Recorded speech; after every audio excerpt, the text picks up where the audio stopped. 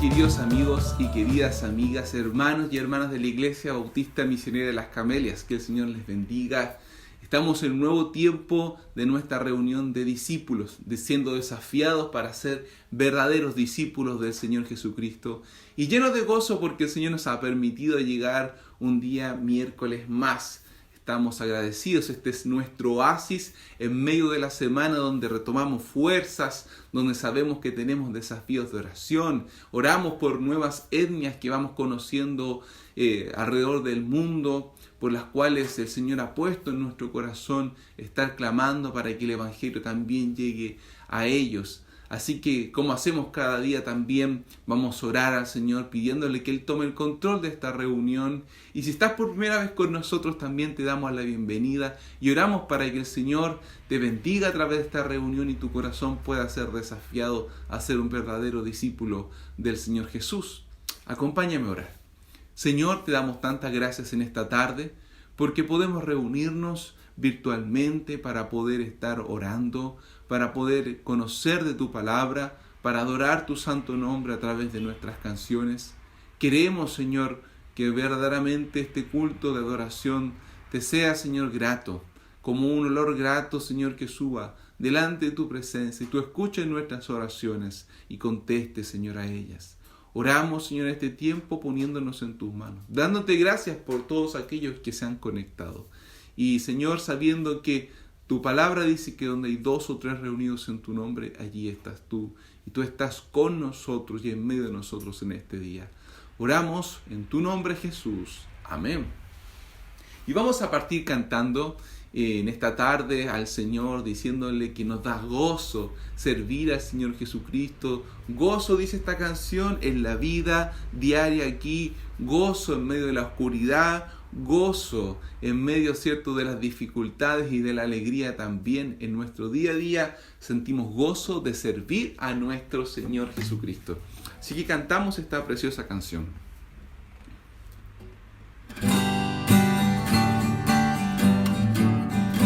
Gozo da servir a Cristo en la vida diaria aquí. Gozo que con alegría siempre Él me da a mí. Gozo hay, sí, en servir a Cristo. Gozo en el corazón. Cada día Él da poder, me ayuda a vencer y da gozo, gozo en el corazón. Gozo da servir a Cristo, gozo que triunfante está en la pena o tristeza. Cristo todo vence ya. Gozo hay, sí, en servir a Cristo. Gozo en el corazón.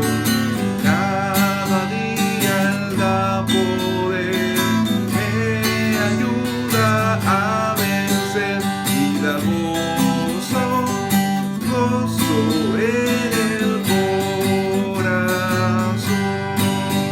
Gozo da servir a Cristo, gozo en la oscuridad, porque tengo el secreto de la luz de la verdad. Gozo hay, sí, en servir a Cristo, gozo en el corazón. Cada día Él da poder, me ayuda a vencer y da gozo, gozo en el corazón. Así es, te da gozo en tu corazón servir al Señor. A mí me da un profundo gozo poder estar sirviendo al Señor en este tiempo. ¿Por qué? Porque Él es nuestro Salvador, porque Él nos ha brindado todo su amor, su misericordia, y nosotros en el corazón sentimos ese gozo porque su Espíritu Santo también mora en nuestras vidas. Qué precioso es pensar en esto, que el Señor ha venido a nosotros para darnos su salvación y eso nos llena de gozo y alegría continuamente. Y sabes, ese gozo debe ser compartido con aquellos que aún no lo tienen. Y es por eso que oramos al Señor, porque hay lugares en el mundo donde el Evangelio nunca ha sido predicado, donde no hay el testimonio de una iglesia o no tenemos registro de que existan creyentes en medio de etnia, de estos grupos étnicos por los cuales estamos orando. Y hoy vamos a conocer uno y te pido que prestes mucha atención para estar orando por ellos. Así que vamos a nuestro tiempo de misiones.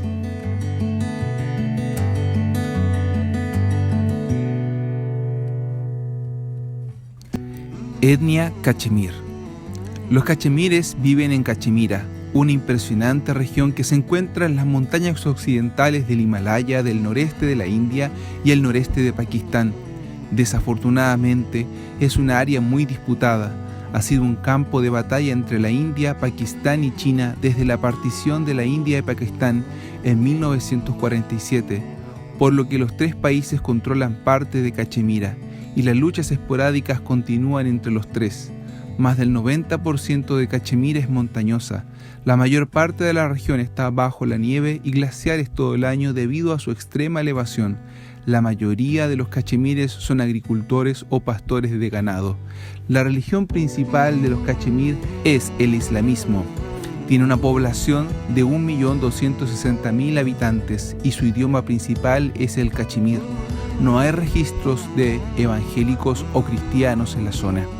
Oremos para que Dios envíe pastores y misioneros en medio de los cachemir para predicarles el Evangelio de Jesucristo. Oremos por una paz justa y duradera en la región de Cachemira. Oremos para que aquellos que tienen la oportunidad de viajar desde la India puedan llevar consigo Biblias y Nuevos Testamentos en el idioma cachemir.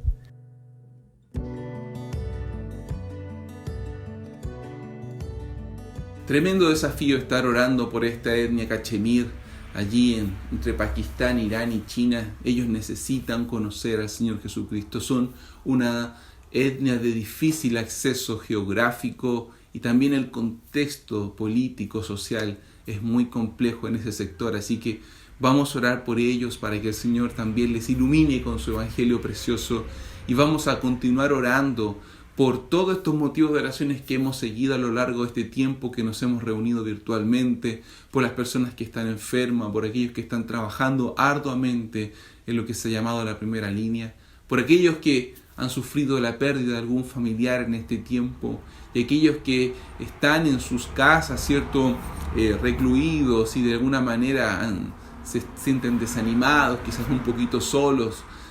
Vamos a orar por ellos para que el Señor también lleve su abrazo a sus vidas. ¿Te parece? Oremos al Señor.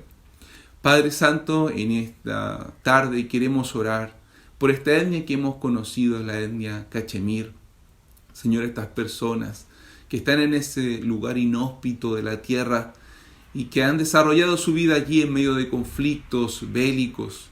Oramos, Padre Celestial, para que les ilumine el Evangelio de Jesús, para que puedan conocer de este amor precioso que nosotros hemos conocido y que nos ha traído a nuestras vidas, Señor, tanto gozo y alegría. Padre, te rogamos para que ellos sean tocados, te rogamos para que ellos, Señor amado, sean en este tiempo alcanzados, para que hayan misioneros, misioneras, pastores, maestros que vayan a aquel lugar. Oramos para que de la misma etnia, Señor amado, se levanten hombres y mujeres que testifiquen de la verdad de Jesucristo y puedan, Señor, ser un testimonio vivo en medio de su comunidad. Señor, oramos por ellos. Oramos también por nuestro país y por todo, Señor amado, lo que ha traído la pandemia, los problemas de salud, Señor amado, los problemas económicos. Oramos para que tú tengas misericordia y que en este tiempo, Señor amado, muchos puedan acercarse a ti, puedan, Señor amado, reconocer que nuestra vida es frágil y, Señor amado, que no podemos hacer nada ni somos nada sin ti, porque tú lo eres todo en nosotros. Ayúdanos como hijos tuyos a mostrar una fe, Señor amado, profunda, una confianza plena en el control y soberanía que tú tienes de todas las situaciones, que el mundo pueda ver a través de nuestra actitud, Señor, la verdad del Evangelio. Queremos rogarte, Señor, en este tiempo por aquellos que están trabajando arduamente en los hospitales, que están trabajando en cualquier tipo de servicio público, para que tú los fortalezcas. Renueves, Señor amado, en este tiempo, para que tú animes, Señor amado, a ellos, a sus familias. Oramos, Señor, por aquellos que están dirigiendo nuestro país, para que usted les dé sabiduría, entendimiento, claridad en sus mentes, para poder, Señor amado, llevar adelante el tremendo desafío que es conducir a un país, y más en estos tiempos de dificultades de salud, dificultades sociales, dificultades económicas. Señor, los ponemos en tus manos y te rogamos por aquellos que están viéndonos desde sus casas. Si hay alguno que se siente desanimado, solo, si hay alguno, Señor, que en este tiempo necesita ser reconfortado, que tú vayas, Señor, a ese hogar y tu abrazo poderoso esté con ellos, animando, Señor amado, reconfortando, porque tú eres quien mejor sabe hacer. Te lo rogamos por Cristo, nuestro amante Salvador. Amén. Así es, estamos orando, clamando al Señor, y sabemos que Él va a responder a nuestras oraciones. Y no sé, ¿qué te parece si vamos también a un tiempo de música especial para escuchar y preparar nuestros corazones para lo que será la palabra de Dios?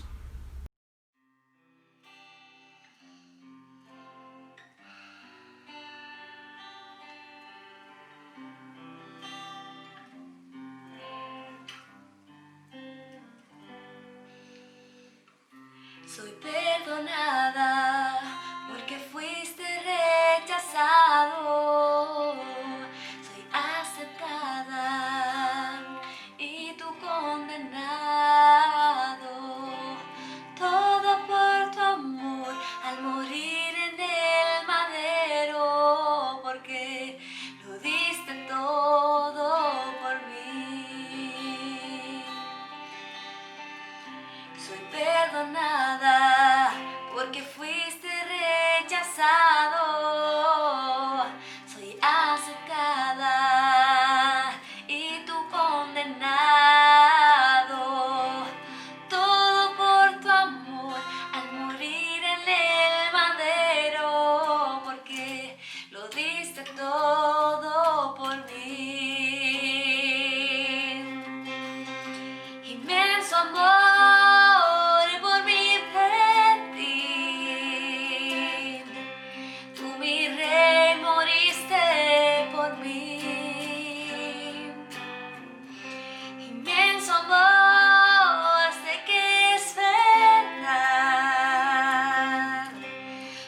Señor, por mí a la cruz, y estoy aquí por ti, Jesús.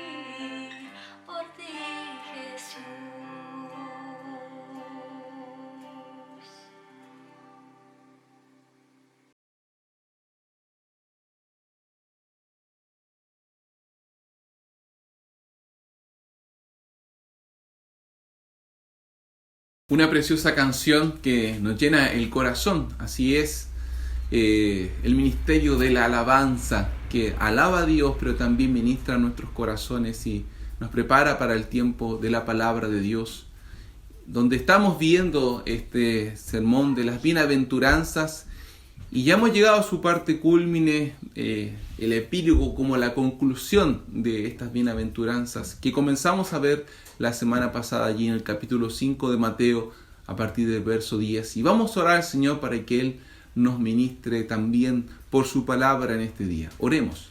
Padre Santo, te damos gracias por cada una de estas enseñanzas que hemos aprendido.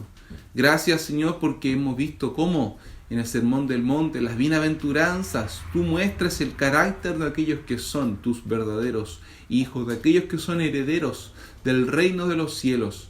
Padre, y nos gozamos por ver, Señor amado, en este reflejo la imagen de nuestro Señor Jesucristo y vernos a nosotros mismos, Señor, nuestros deseos primarios, lo que tú has puesto en nuestro corazón por medio de tu Espíritu.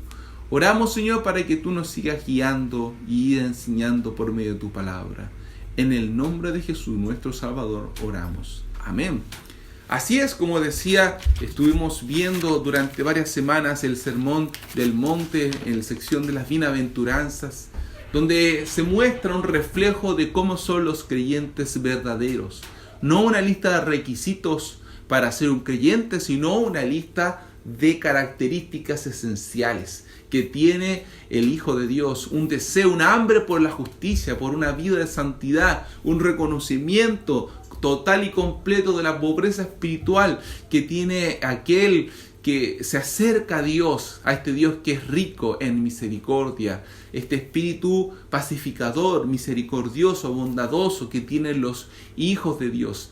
Y como comenzamos a ver la semana pasada, aquellos que viven de esta manera son enfrentados por el mundo por medio de la persecución. Veíamos que las primeras bienaventuranzas hablaban de las características, el foco está puesto en las características de aquellos que son verdaderos discípulos de Cristo. Y este verso 10 en adelante nos habla de cómo el mundo enfrenta, cómo el mundo trata con aquellos que viven de esta manera, comprometidos con Cristo. Y veíamos cómo el ser, ¿cierto?, un hijo de Dios comprometido como discípulo de Cristo va a llevar a la persecución. Leemos y dice así: bienaventurados los que padecen persecución por causa de la justicia, porque de ellos es el reino de los cielos. Bienaventurados sois cuando por mi causa os vituperen y os persigan y digan toda clase de mal contra vosotros mintiendo. Gozaos y alegraos, porque vuestro galardón es grande en los cielos, porque así persiguieron a los profetas que fueron antes de vosotros. El Señor le dice a sus discípulos con claridad, y te dice a ti y me dice a mí, que la persecución va a venir a nuestras vidas. ¿Por qué? Porque somos sus discípulos. Por lo menos hay 3 razones que nos llevan a saber que seremos perseguidos. Y veíamos la semana que en primer lugar vamos a ser perseguidos porque la forma de vivir del creyente trae luz en medio de la oscuridad y muchas veces la luz es rechazada. ¿No te ha pasado una vez que estando cerradas las cortinas de tu habitación, alguien abre las cortinas de golpe y esa luz que entra por la ventana produce un rechazo? La persona se cubre con las sábanas, con el brazo, no quiere ver esa luz. ¿Por qué? Porque está acostumbrada a esa oscuridad. Y pasa también así en el mundo. El creyente, el cristiano que vive con las convicciones bien puestas en la palabra de Dios va a causar un rechazo en el resto del mundo. ¿Sabes? Este mundo reconoce la bondad y la celebra. La virtud, por eso hay premios, ¿cierto? Como el Premio Nobel de la Paz y otros premios que van, ¿cierto?, valorando a personas que tienen algún tipo de buen ejemplo. Pero, ¿sabes? Este mundo rechaza a los creyentes. ¿Por qué? Porque el creyente no busca una bondad superficial o humana. El creyente va tras una santidad genuina que nace de la relación con Dios.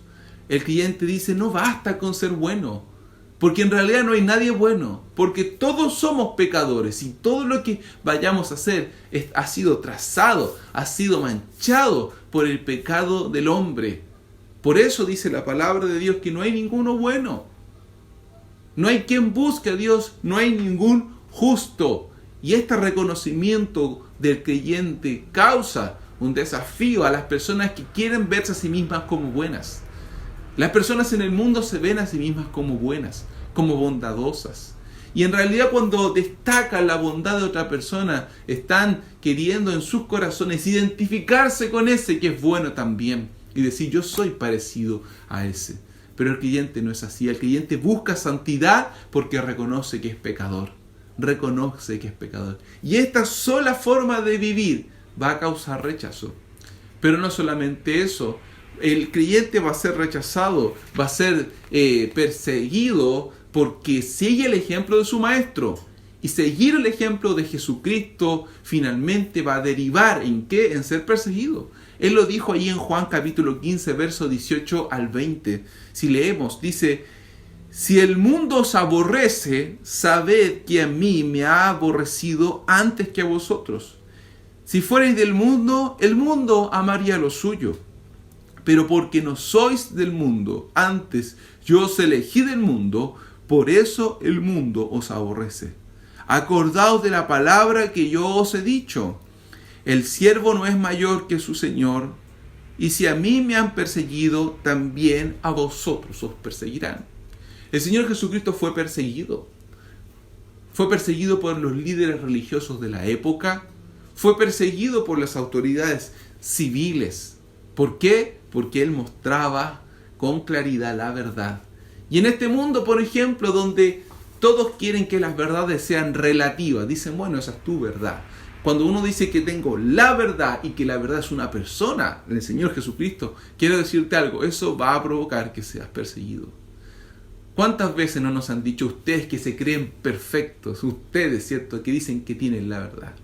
Y no podemos hacer otra cosa, querido amigo, porque sabemos que tenemos la verdad, porque Jesucristo es la verdad. Él dijo, yo soy el camino, la verdad y la vida. Y si decimos ser creyentes, hijos de Dios, entonces no podemos hacer otra cosa que reconocer que Él es la verdad. Nuestro maestro fue perseguido, nosotros no tenemos por qué no serlo. Pero veíamos, en tercer lugar, que el creyente, el cristiano verdadero va a ser perseguido porque el cristiano está en una irreconciliable enemistad con el mundo. Una irreconciliable enemistad con el mundo. Cuando hablamos de mundo, estamos hablando de todo el sistema que rodea a esta humanidad. Todo el sistema de pensamiento, todo el sistema filosófico que va por, totalmente en contra de Dios. El humanismo, donde pone al hombre como el centro, eso está completamente contrapuesto con lo que Dios nos enseña. Porque Dios nos enseña que no es el hombre quien está en el centro, sino que Dios es el que está en el centro. En nuestra sociedad actual, el hombre es lo más importante. Que tú te sientas bien, que yo me sienta bien es lo más importante. Si yo estoy bien, las demás cosas van a estar bien, dice la filosofía de este mundo. Pero no es así. Lo que la palabra de Dios nos enseña es que nosotros debemos estar bien con Dios y en paz con Dios. Y la manera de tener paz con Dios es por medio de la justificación que el Señor Jesucristo nos ofrece. Y para ser justificados debemos reconocer nuestra condición de pecado y de pobreza espiritual e ir a Él en búsqueda de la salvación. Y eso el mundo no lo va a entender. Santiago capítulo 4, verso 4 al 5 dice, oh almas adúlteras, ¿no sabéis que la amistad con el mundo es enemistad en contra de Dios? Cualquiera pues que quiera ser amigo del mundo se constituye en enemigo de Dios. Nosotros como creyentes no podemos tener una amistad con el mundo. Lo que no quiere decir que no seamos amistosos con las personas, ¿sí? Las personas, lamentablemente, los incrédulos, aquellos que no han puesto su corazón en el Señor Jesucristo, no han depositado su fe en lo que Él hizo en la cruz del Calvario, están sumergidos en este sistema satánico, lo que llamamos el mundo, y por lo tanto también van a experimentar un rechazo hacia los creyentes. Pero nosotros les amamos y queremos que ellos conozcan la verdad del Evangelio de Jesucristo. El creyente no puede ser amigo del mundo porque dice que si tú quieres ser amigo del mundo vas a ser enemigo de Dios, enemigo de Dios. ¿Sabes? Juan también lo dice de esta manera en su primera carta, primera de Juan capítulo 2:15. No améis al mundo, ni las cosas que están en el mundo. Si alguno ama al mundo, el amor del Padre no está en él. Si alguno ama a este mundo. ¿Y cómo puedes saber si amas el mundo? Bueno, es claro. Si todos tus pensamientos y tus deseos están en este mundo, si tus proyecciones, tus proyectos están en este mundo, entonces tú eres de este mundo y amas este mundo. El creyente, el Hijo de Dios, ¿sabes dónde tiene su visión puesta? En lo que va después de este mundo. Después de esta muerte, en la vida venidera, allí tiene su foco puesto. El creyente genuino vive su vida en este mundo, pero pensando más allá. Diciendo, me estoy preparando, soy peregrino en este mundo, estoy de paso. Sí, trabajo, me esfuerzo, quiero lograr tener un hogar para mi familia, pero ese no es mi foco. No es mi meta principal. Mi meta principal en la vida es ser como Cristo. ¿Por qué? Porque sé que hay una vida venidera. Así viven los creyentes genuinos. Y como vivimos de esa manera, entonces el mundo no nos entiende, porque el mundo tiene toda su visión puesta acá. Están arraigados como un gran árbol, ¿cierto? Echando sus raíces en este mundo. Pero nosotros no vivimos así. No, querido amigo, no amamos al mundo, o no debiéramos amar. A veces como creyentes también podemos ser confundidos y nuestra visión nublada cuando no estamos afirmados en la palabra de Dios. Y por eso como iglesia constantemente estamos diciendo, vamos a la palabra de Dios, arraiguémonos en la palabra de Dios, porque cuando estás arraigado en la palabra de Dios entiendes que la visión del creyente debe estar puesta allá, en la patria celestial que nos espera, y que la vida aquí en la tierra es una vida de preparación y es una vida de paso para lo que vamos a experimentar allí en el cielo. Por esas tres razones el creyente va a ser perseguido: por su vida, por su deseo de seguir el ejemplo de Cristo, y porque en realidad el mundo y el creyente son como el agua y el aceite, no pueden ser reconciliados. Ahora, ¿cómo se manifiesta la persecución en nuestros tiempos? ¿En qué forma y en qué intensidad? Eso puede variar. Como veíamos la semana pasada, hubieron momentos de la historia donde los creyentes fueron llevados cruentamente a la muerte. Por ejemplo, la persecución de Roma contra los cristianos, llevados al circo romano, quemados como antorchas vivas. Hoy hay lugares en el mundo donde ser creyente se pena con la muerte, donde no puedes tener una Biblia, pero son lugares específicos que están allí. Lugares como los países musulmanes o aún países comunistas como Corea del Norte, donde son extremadamente perseguidos de una forma terrible. Y hermanos, ¿cierto?, por los cuales nosotros debemos orar constantemente. Pero también en nuestra sociedad occidental podemos ser perseguidos. Leí un artículo el año pasado respecto a un pastelero creyente del estado de Colorado en Estados Unidos, llamado Jack Phillips. Él tiene hace muchos años una pastelería que se llama Masterpiece Cake Shop. Y él, ¿cierto?, hace tortas personalizadas.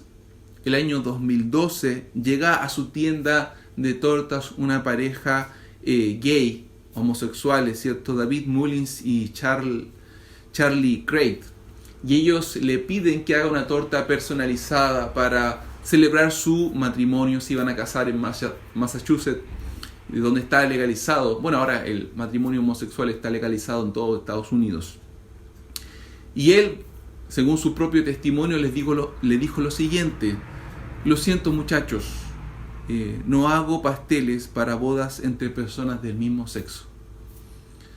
Él es un creyente, ¿cierto?, comprometido con su iglesia local, con la palabra de Dios, y le dice: miren, muchachos, yo no estoy de acuerdo con el matrimonio homosexual, no me puedo hacer parte de la celebración que ustedes van a realizar.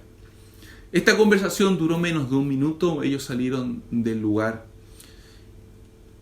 y fueron entonces a la Corte de los Derechos Civiles el año 2012 e interpusieron una demanda millonaria en contra de este pastelero, ¿cierto?, de los suburbios, una pastelería pequeña. Y desde el 2012 hasta el 2018 estuvieron en un litigio legal que en primera instancia los tribunales de Colorado le dieron la razón a esta pareja gay y llegó hasta la Suprema Corte de Justicia de los Estados Unidos, donde ya en mayo del año 2018 se le dio la razón y el favor a este hermano llamado Jack Phillips. Dijeron, ustedes no le pueden obligar a él a hacerles una torta por un tema de conciencia, de lo que él es, su creencia religiosa. Hay libertad, ustedes pueden comprar tortas donde ustedes quieran, pero específicamente en esta pastelería, él no va a hacer esa torta y tiene libertad también de hacerlo. Ahora vemos allí un tipo de persecución. Él manifestó amablemente cuáles eran sus convicciones y fue llevado a un litigio legal que duró 6 años.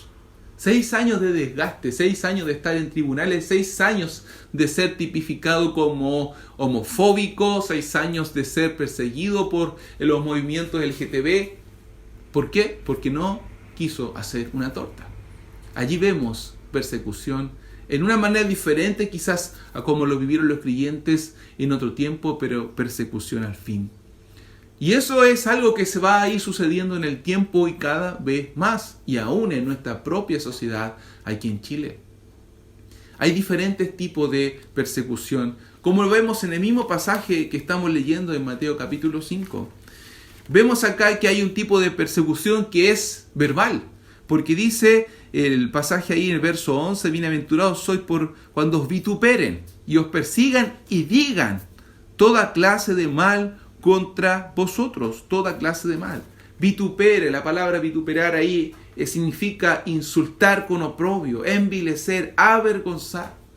Y lo que se nos está diciendo es que muchas veces nosotros como hijos de Dios, como creyentes, vamos a ser insultados, vamos a ser objeto de burlas por parte de los que son incrédulos constantemente. Nosotros somos los canutos, nosotros somos los fanáticos.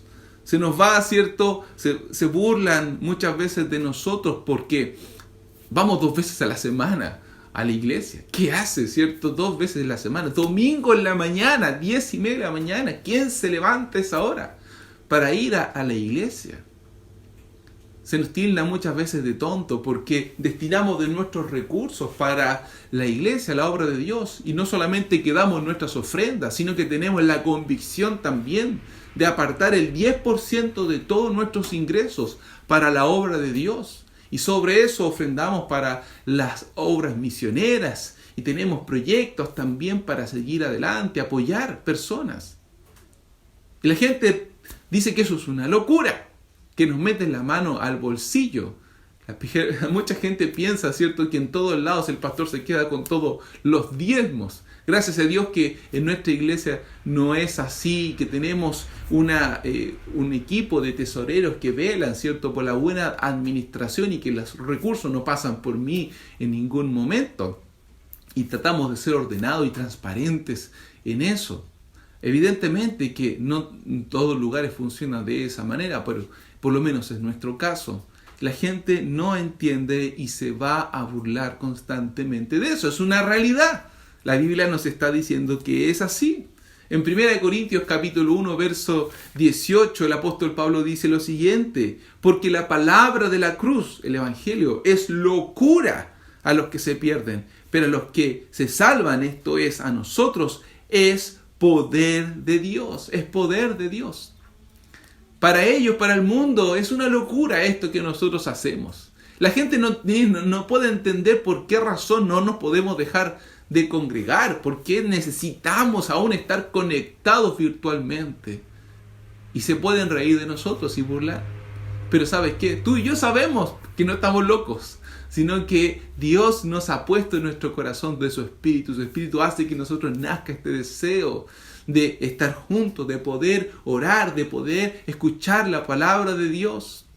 Mateo capítulo 10, verso 25 dice el Señor Jesús: el discípulo no es más que su maestro, ni el siervo es más que su Señor.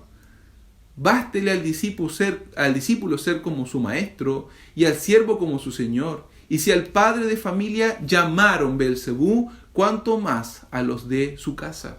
Si a él le llamaron Belcebú, Belcebú, ¿cierto?, podía ser un nombre que le aplicaban antiguamente a Satanás. El diablo era una deidad idólatra de ahí de Palestina, y le dijeron al Señor Jesucristo: tú eres Belcebú.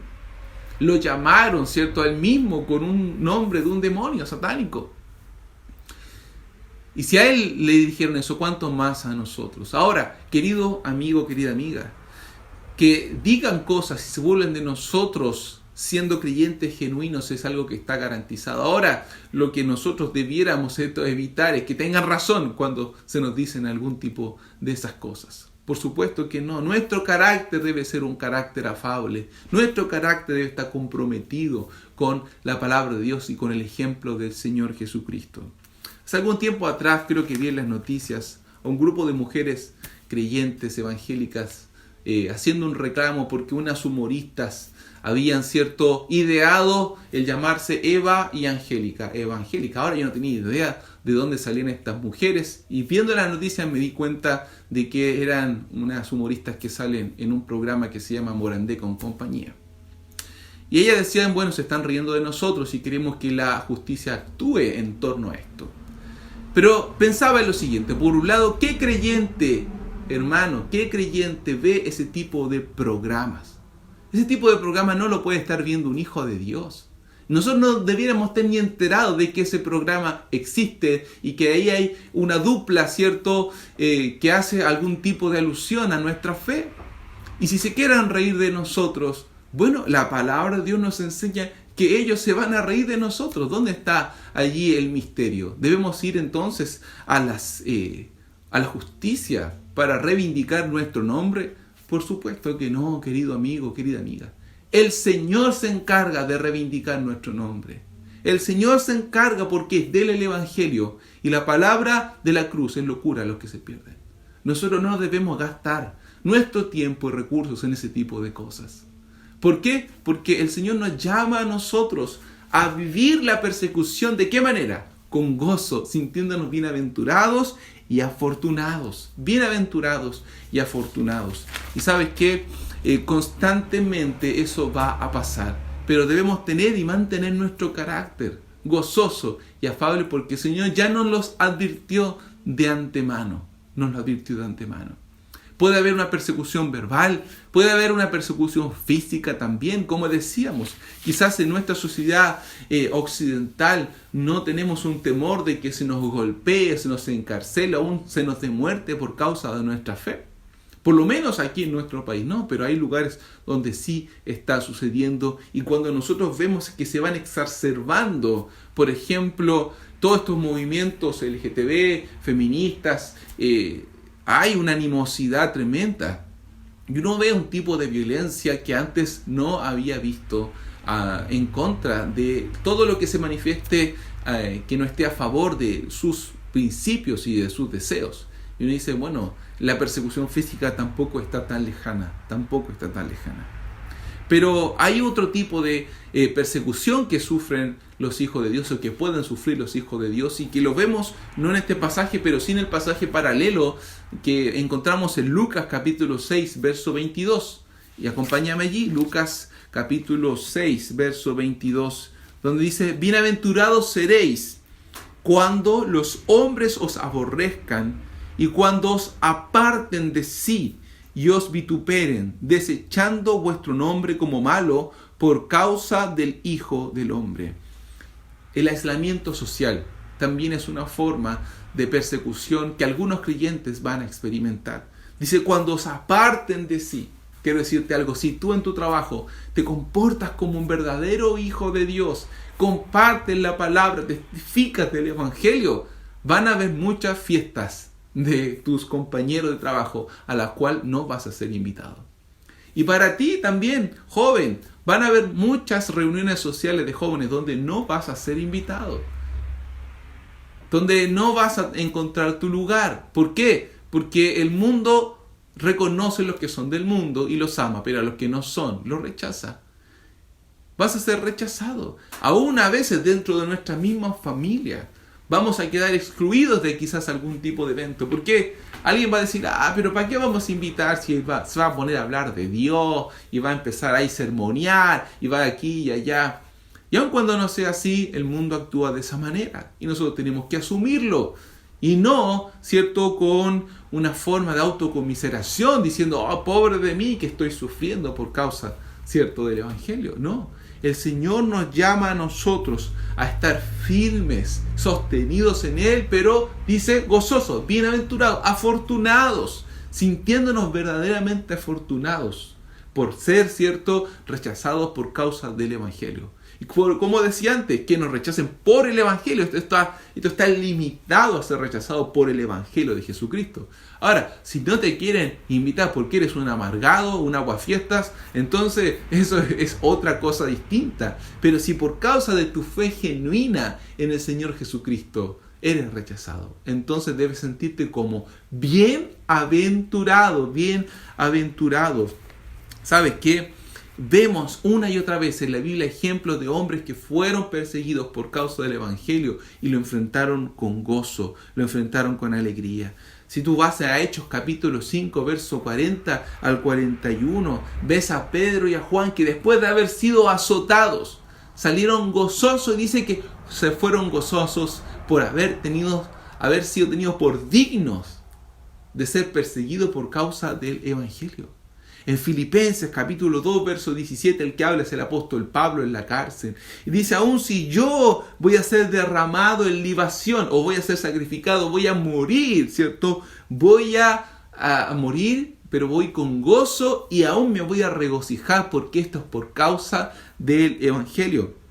En Hebreos capítulo 10, verso 33 y 34, el que está hablando es el autor y dice a los hermanos que ellos sufrieron el despojo de sus bienes con gozo.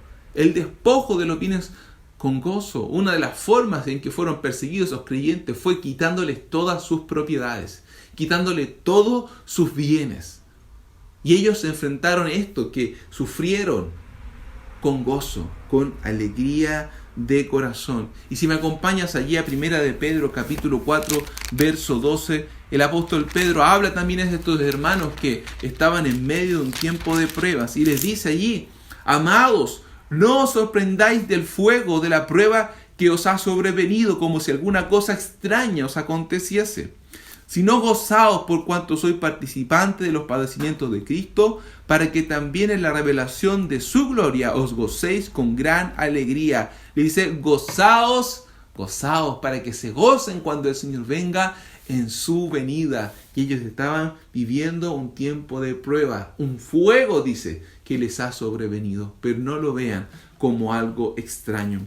La persecución, querido hermano, en contra del creyente finalmente es de provecho para aquellos que somos hijos de Dios. Es de provecho porque nos confirma que somos hijos de Dios.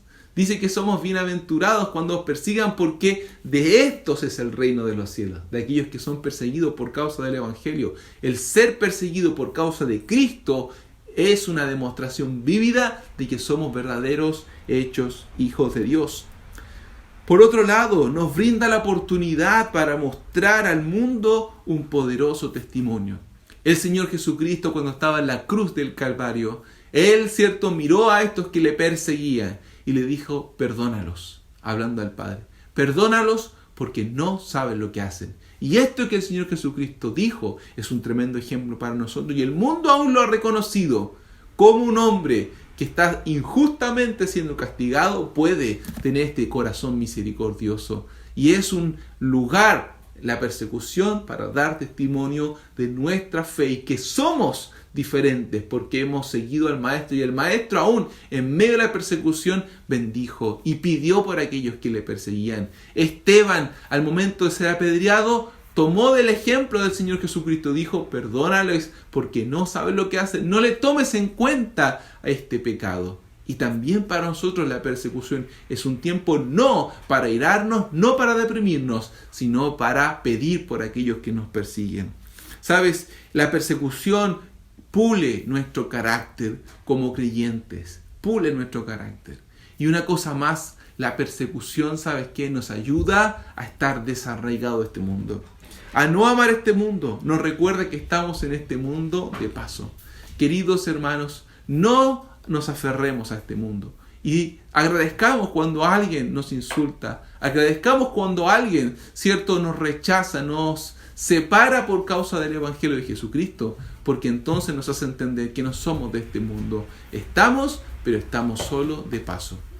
Te pido que oremos, ¿sí? Señor, en este tiempo te damos tantas gracias porque podemos, Señor, estudiar tu palabra. Y oramos, Señor amado, creyendo en que tú, Señor Jesucristo, nos acompañarás en medio del tiempo de persecución. Señor, que seamos dignos de ser perseguidos, que seamos creyentes que reflejen de tal manera tu luz que incomoden a aquellos que están a su alrededor. Pero, Señor, sabemos que tú no nos llamaste a autocomiserarnos o ser masoquistas. No, Señor. Oramos para que tú detengas la persecución en aquellos lugares donde la persecución, Señor amado, es tan terrible que se ha llevado la vida de creyentes, Señor, alrededor del mundo. Y oramos para que estos tiempos que se nos presentan hacia adelante y que son difíciles, Señor, sean para nosotros un tiempo donde nos podamos depender de ti. Oramos, Señor, en tu nombre y te agradecemos porque sabemos que nos guardarás. En el nombre de Jesús, amén. Qué hermoso tiempo hemos tenido. Sé que el Señor está ministrando nuestras vidas y continuaremos haciéndolo. Te pido en este tiempo que estés orando al Señor y que nos podamos encontrar en una próxima ocasión en nuestro tiempo de discípulos. Que el Señor te bendiga, te guarde y por favor comunícate con nosotros por interno a través de nuestro WhatsApp y nuestros contactos, correo electrónico, para estar orando también por ti. Muchas bendiciones.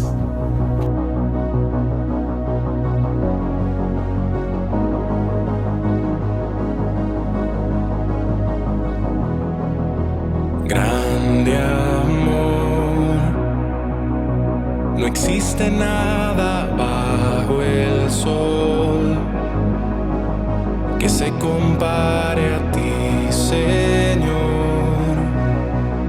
¿Quién te puede comprender?